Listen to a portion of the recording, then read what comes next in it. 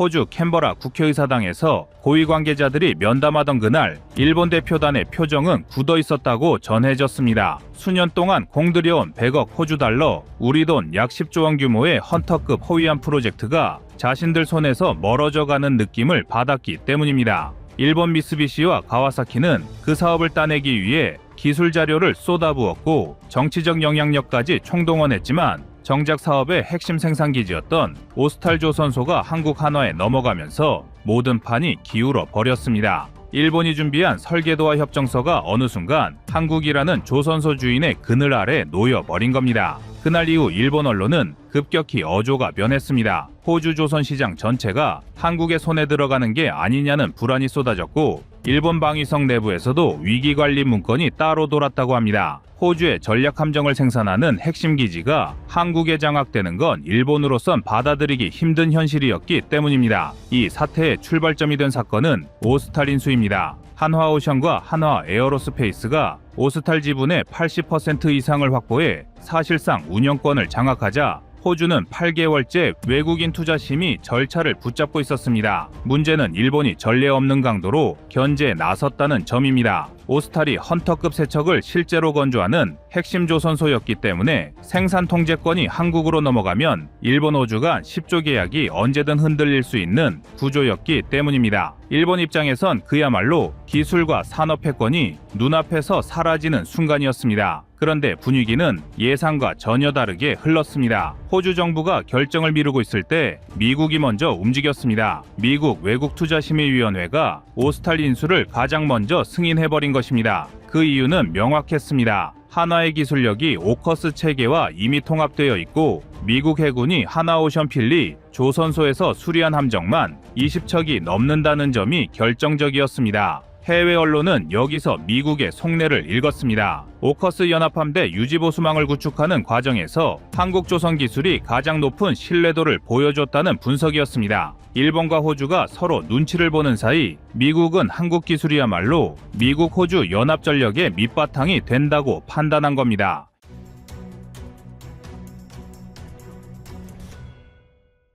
이 지점부터 외신들이 내놓은 분석이 흥미롭습니다. 호주 금융신문은 한화 인수로 생산 효율이 최대 30% 향상될 가능성을 언급했고 호주 ABC 방송은 헌터급 건조 지연 문제를 해결할 수 있는 국가가 한국뿐이라고 보도했습니다. 일본 방산업계는 이 분석을 본 뒤 내부에서 큰 충격을 받은 것으로 알려졌습니다. 일본이 수십 년 쌓아온 조선 기술을 자랑하며 호주에 접근했지만 호주가 실제로 선택한 건 가격 20% 절감과 인도 일정 6개월 단축 가능성을 제시한 한국 기술이었기 때문입니다. 오스탈 해군사업부가 내부적으로 작성한 비공개 보고서엔 더 명확한 수치가 적혀 있습니다. 헌터급 호위함 설계에 총중량 변동폭이 플러스 마이너스 2.8톤으로 나타나 있었는데 한화가 적용한 레이저 용접 기반 고강 모듈 구조를 쓰면 플러스 마이너스 0.6톤까지 줄어들 수 있다는 결론입니다. 함정 총중량 오차가 이렇게 줄어들면 추진 계통 설계 변경 없이도 속도 0.7노트, 작전 방향 85km 확대가 가능하다는 분석이 나왔습니다. 반면 일본 미쓰비시는 이 데이터를 보고 충격을 받았다고 합니다. 왜냐하면 일본은 그동안 함정 중량 오차 문제로 인해 호주 측으로부터 이미 이외 경고를 받은 상태였기 때문입니다. 실제로 헌터급 일본함 건조 시 일본이 설계한 블록 12번이 기준 중량보다 1.9톤 초과되면서 전체 배치 일정이 74일 지연된 기록이 남아 있습니다.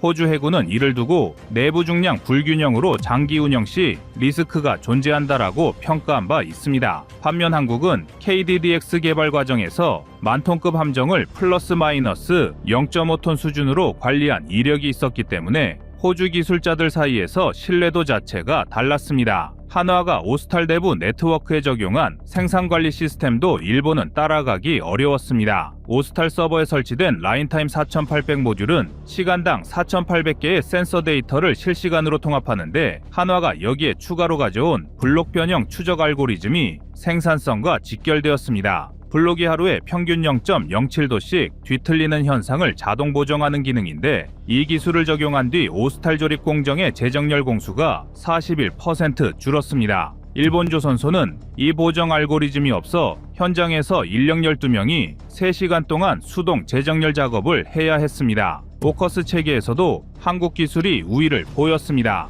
호주 기술자들이 가장 민감하게 본 데이터는 오커스용 공용 전술 데이터 링크 호환성 테스트였습니다. 일본은 HJTN 네트워크에서 패킷 손실률이 0.42%였는데 한국은 OS, RV3 통신 모듈 기반으로 패킷 손실률 0.08%까지 떨어졌습니다. 호주 정보국 ASD는 이를 보고 한국 장비가 오커스 네트워크 통합에 더 적합하다고 결론 내렸습니다. 일본 장비는 1초당 1.2메가비트의 데이터 교환 한계가 있었지만 한국 모듈은 1초당 3.6메가비트까지 처리해 무장 센서 연동 속도가 3배 가까이 빨랐습니다. 여기에 기술 격차를 결정적으로 드러낸 장면이 하나 더 있었습니다. 오스탈 건조 도크에서 진행된 하부 구조 초도 조립 테스트였습니다. 일본이 설계한 헌터급의 선저 프레임 간격은 1.05m 고정이었지만 공차 때문에 실제 값이 1.03에서 1.08m로 들쑥날쑥했습니다. 반면 한화가 제시한 개선안은 1.048에서 1.051m로 수렴됐고 이 수치는 군함 기준으로 사실상 레이저 정렬급 평가를 받았습니다. 호주 생산기술진이 이 데이터를 직접 보고 호주 국방부에 보고서까지 올렸습니다. 내부 문구 중 가장 중요한 문장이 하나 있었습니다. 한국 기술을 적용하면 블록 제작업률이 18%에서 3%로 감소한다는 계산이었습니다. 이런 흐름이 만들어진 배경에는 한국 조선업이 축적한 고정밀 디지털 트윈 기술이 있습니다. 세계 주요 조선소 중 자체 고도화된 디지털 생산관리 기술을 실전 함정 건조에 적용하는 나라는 한국이 유일하다는 평가가 있습니다. 일본은 이 기술 격차를 따라잡기 어려웠고 호주는 생산 안정성을 최우선으로 보는 국가이기 때문에 한국 기술을 선호할 수밖에 없었습니다. 게다가 한국은 필리 조선소와 루이지애나 조선소까지 확보하면서 글로벌 5개 해외 생산 거점을 완성했고 이는 일본이 절대 따라올 수 없는 글로벌 공급망 체계였습니다. 사실 일본은 이런 상황을 전혀 예상하지 못했습니다.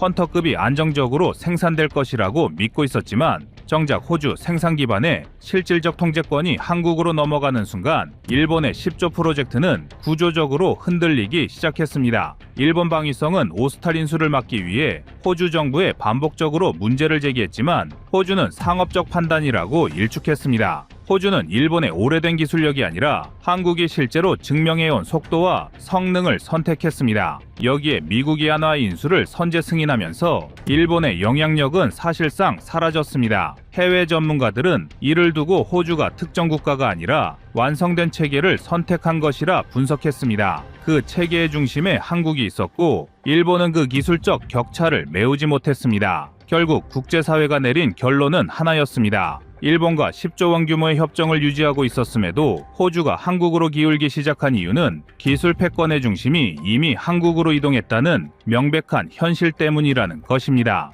호주 정부는 겉으론 조용했지만 내부 회의에서는 이미 결론이 나 있었습니다. 오스탈 생산관리 서버의 실제 로그 분석에서 일본 조선소의 블록 공정 오차가 평균 4.2mm였던 반면 한화가 적용한 디지털 트윈 공정은 1.1mm까지 줄어든 것으로 확인됐습니다. 방산조선 기준에서 이 수치는 초정밀 등급이며 호주 국방부는 이 정밀도 차이만으로 생산 비용이 최대 17% 절감될 수 있다고 기록했습니다. 일본은 전통 방식에 의존해 이 기술 격차를 따라갈 수 없었고 한국은 생산 전체를 디지털 제어 기반으로 운영해 속도와 품질이 완전히 달랐습니다. 결국 호주가 일본의 10조 사업을 유지하면서도 한국으로 기울기 시작한 이유는 수치로 증명된 기술력 차이가 이미 판세를 바꾸고 있었기 때문입니다.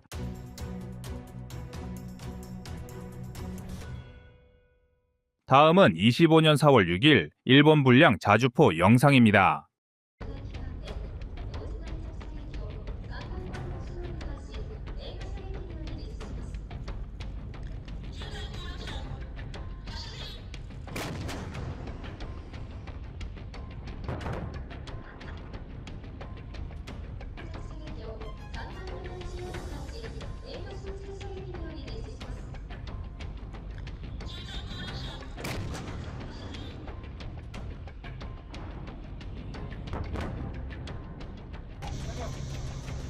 자, 통제자이겠습니다. 삼각자, 사격 준비. 자. 세계 최강의 자주포로 군림하는 K9의 성능은 이제 말이 필요 없습니다. 이미 압도적인 시장 점유율에서 알 수 있는 것처럼 사거리, 탄종, 발사 속도 등 자주포의 모든 성능 지표에서 독일과 미국조차도 함부로 무시할 수 없는 강력함을 자랑하는 게 바로 K9 자주포입니다. 하지만 쓸데없이 한국과 라이벌 관계를 형성하려는 일본은 이러한 현실을 받아들이지 못하고 있는데요. 방산 시장에서만은 철저하게 한국보다 아래에 위치한 일본은 방위 산업의 성장을 도모하기 위해 한국과 라이벌 구도를 형성하려 하고 있습니다. 그러나 일본의 자주포는 그 성능이 매우 빈약하여 한국의 위협이 될 수 없습니다. 일본제 자주포는 제조업 강국이라는 일본의 타이틀에 걸맞지 않은 성능과 가격으로 유명한데요. 현재 일본이 주력으로 사용하는 19식, 99식 자주포도 이러한 문제에서 벗어나지 못했습니다. 그래서 준비했습니다. 오늘은 일본 자위대가 운용하는 주력 자주포들의 성능을 자세히 분석하여 알려드리겠습니다.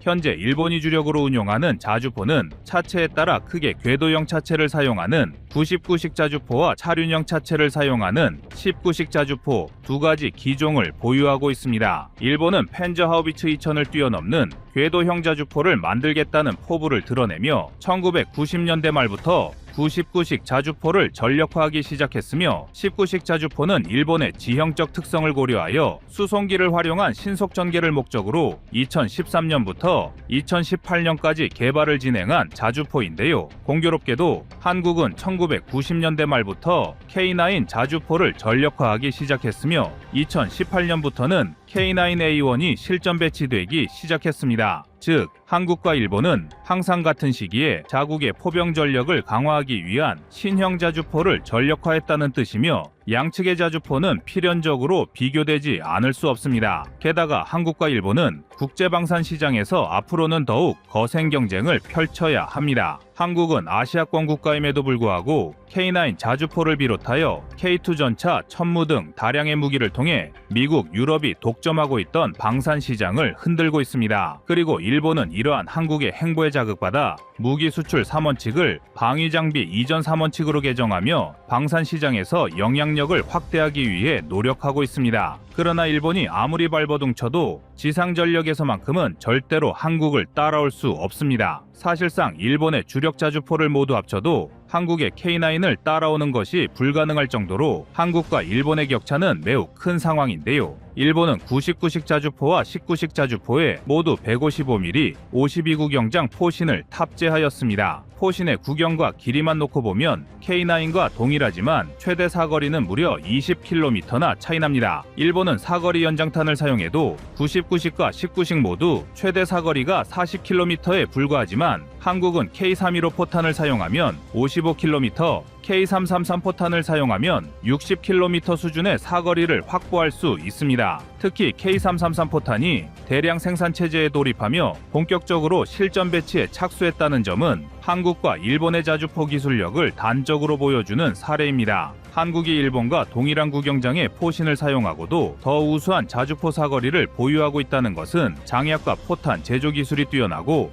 고온, 고압의 장약을 버텨낼 수 있는 포신의 내구성이 우수하다는 방증인데요. 자주포의 사거리가 더 길다는 건 전략적 관점에서 포병 부대의 천적이라 할 수 있는 대포병 레이더의 추적, 감시를 벗어날 수 있는 중요한 요소입니다. 전 세계적으로 가장 유명한 대포병 레이더인 아서K를 비롯하여 대부분의 대포병 레이더는 최대 탐지거리가 약 60km 수준입니다. 이는 다시 말해 최대 사거리가 40km 수준에 불과한 일본제 자주포는 어느 위치에서 포탄 사격을 실시하더라도 적의 레이더에 발각될 위험이 매우 높다는 것을 의미하며 반대로 최대 사거리가 대포병 레이더의 최대 감시 범위와 거의 일치하는 한국의 K9은 상대적으로 대포병 레이더의 감시 위험을 최소화한 상태에서 화력 지원 임무를 수행할 수 있습니다. 또한 자주포가 사격 임무를 마친 후 다음 진지로 신속하게 변환하는 슈덴스쿠 작전에서도 일본의 99식과 19식은 K9의 상대가 되지 못합니다. 일본이 발표한 성능 재원에 따르면 99식과 19식 자주포는 방열부터 사격 후 진지 변환까지 60초 만에 가능합니다. 일본은 이를 엄청난 장점인 것처럼 홍보하고 있는데요. 그러나 한국의 K9 자주포는 동일한 임무를 수행하는 데 있어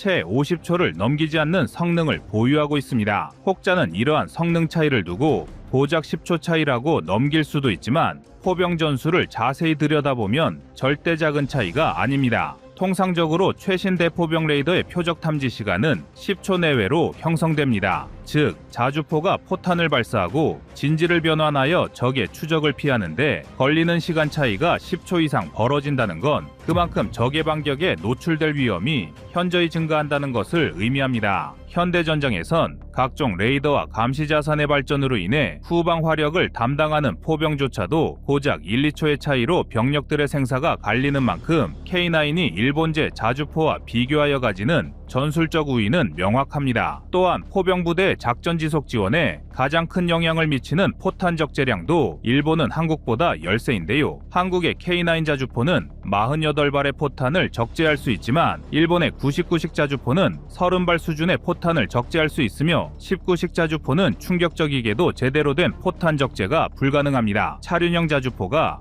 궤도형 자주포에 비해 포탄 적재량이 적은 경우가 많긴 하지만 19식 자주포는 지나치게 경량화에 초점을 맞춘 나머지 제대로 된 포탄 적재 공간을 확보하지 못했습니다. 그리고 이러한 포탄 적재량의 차이는 포병부대의 임무 지속 능력에 많은 영향을 미칩니다. 설령 각 자주포가 동일한 발사 속도를 보유했다고 하더라도 한 번에 적재할 수 있는 포탄의 양이 적다는 것은 그만큼 포탄의 재보급에 많은 시간을 할애해야 한다는 것을 의미하며 이는 지속적인 화력 지원을 방해하는 치명적인 단점이 됩니다. 또한 포탄을 재보급하는 상황은 포병부대가 적의 공격에 가장 취약한 시점이기 때문에 포탄 적재량은 자주포의 임무 효율에 있어 간과해서는 안 되는 요소인데요. 그러나 일본제 자주포는 철저하게 일본의 방어 전략에 초점을 맞춘 자주포라는 걸 감안하더라도 포탄 적재량이 지나치게 빈약합니다. 게다가 일본제 자주포는 방호력 측면에서도 심각한 문제를 가지고 있습니다. 99식 자주포와 19식 자주포는 이해하기 어려울 정도로 빈약한 방호력을 가지고 있는데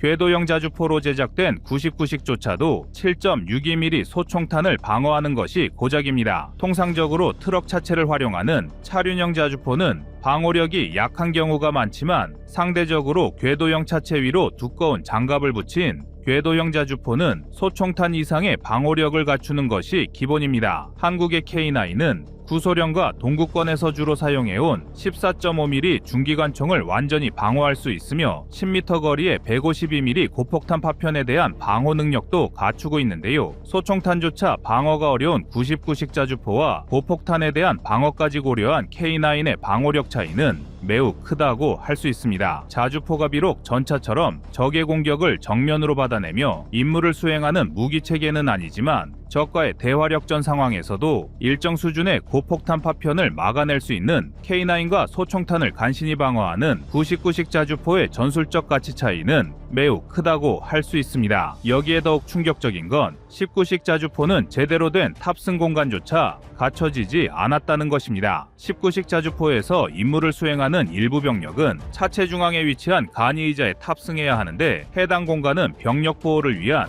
별도의 장갑판도 갖춰지지 않아 천으로 뒤덮인 수준에 불과합니다. 일본은 19식 자주포를 수송기에 적재할 수 있을 정도로 경량화에 집착한 나머지 정작 자주포의 기본을 지키지 못한 것인데요. 이처럼 허술한 방어력은 아주 작은 수류탄 파편만으로도 탑승한 자위대 병력에게 치명상을 입힐 위험이 높습니다. 마지막으로 99식 자주포와 19식 자주포는 부족한 성능에 걸맞지 않은 비싼 가격을 가지고 있다는 것이 결정적인 단점입니다. 비록 성능이 출중하지 않더라도 가격이 저렴하다면 향후 해당 자주포에 관심을 가지는 나라들이 생겼을 수도 있습니다. 무기체계라는 건 우수한 성능 못지않게 효율적인 예산 관리도 중요하기 때문에 가격 경쟁력을 간과할 수는 없는데요. 그러나 일본은 99식과 19식 자주포를 모두 터무니없는 가격으로 생산했습니다. 99식 자주포는 한 문당 가격이 90억 원에 육박하는 수준이며 19식 자주포는 1, 2차 물량의 평균 가격이 한 문당 약 70억 원 수준입니다. 한국이 K9 자주포를 대량으로 전력화하면서 한 문당 약 40억 원의 예산을 사용했다는 것과 비교하면 최소 1.5배에서 2배 이상의 가격을 지불해야만 하는 일본제 자주포의 가격이 얼마나 납득하기 어려운지 더 쉽게 알 수 있습니다. 비단 자주포뿐만 아니라 낮은 성능의 과도한 금액의 무기를 도입하는 것은 일본 방산의 고질적인 문제라 할 수 있는데요. 이처럼 일본이 주력으로 운용하고 있는 99식 자주포와 19식 자주포는 사거리, 작전 지속 지원, 방호력, 가격까지 모두 한국의 K9을 넘볼 수 없습니다. 일본은 해마다 방위산업 분야에서 해외 진출 속도를 높이고 있습니다. 호위함과 잠수함을 비롯한 해군 무기 체계에선 일본이 가진 장점을 무시할 수 없으며 전투기 분야에서도 일본의 항공 소재 기술은 한국이 배워야 할 부분도 분명히 있습니다. 그러나 여전히 자주포로 대표되는 지상전력에서만큼은 일본이 감히 한국을 넘볼 수 없을 정도로 한국이 상당히 앞서 나가고 있습니다. 하지만 그렇다고 해서 방심은 금물인데요. 앞으로도 한국과 일본은 아시아의 방산강국 자리를 두고 계속해서 경쟁 구도를 형성할 확률이 매우 높습니다. 따라서 우리 대한민국은 자주포와 전차 등 일본보다 앞선 분야의 장점을 계속해서 발전시킴과 동시에 다양한 분야에서 일본보다 방산 시장을 확대할 수 있는 장기적인 안목의 노력이 필요할 것입니다.